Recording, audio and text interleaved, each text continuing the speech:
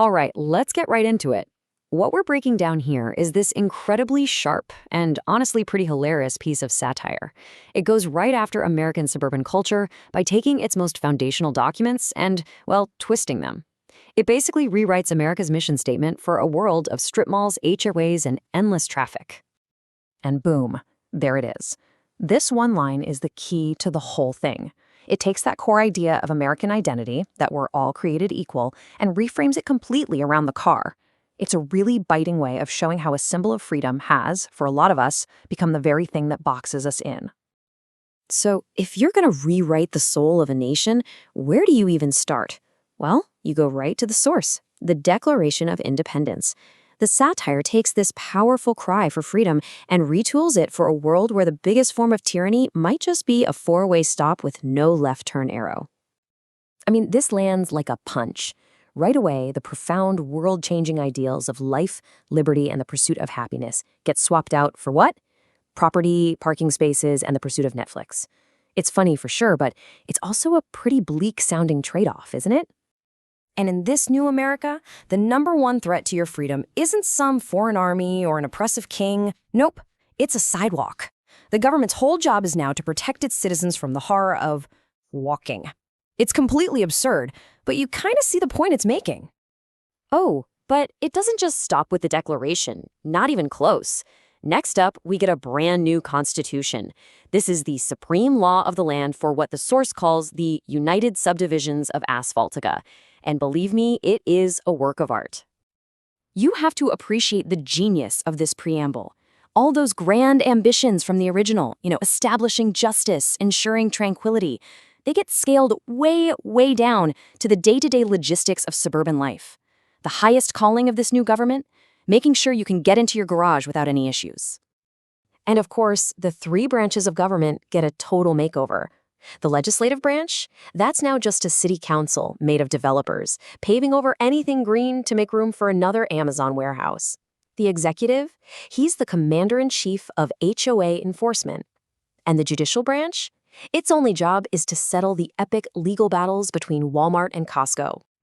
You can't have a constitution without a Bill of Rights, right? But forget about freedom of speech. These are the rights that really matter. The right to bear cars. The sacred right to never, ever be forced to walk more than 50 feet. And my absolute favorite, the right of the people to remain indoors shall not be violated. It's brilliant. It's not a Bill of Rights, it's a Bill of Conveniences. So now that the laws are all set up, the satire invents a whole political philosophy to defend this world, and it's called the Asphalt Federalist Papers. It's presented as these passionate, almost unhinged arguments defending this car-first dystopia, a perfect parody of how we justify systems even when they don't quite work. According to these papers, we haven't lost our sense of community. No, we've just upgraded it. Why would you need a town square when you've got a perfectly good Target parking lot? Who needs to actually talk to their neighbors when you can just complain about them on an app? It's a pretty stark look at trading real connection for a digital, commercial version of it. And this is the life that this whole new system promises. This is the American dream, redesigned as a game you can't really win. You're born, you work to pay for the car to get to work, you spend your free time consuming, and in the end, you get an Olive Garden coupon. It's dark, but it's incredibly sharp.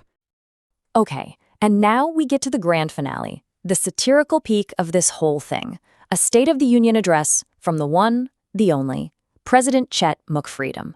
This guy is the ultimate embodiment of this world. You can just picture him. So what is President McFreedom's proudest achievement?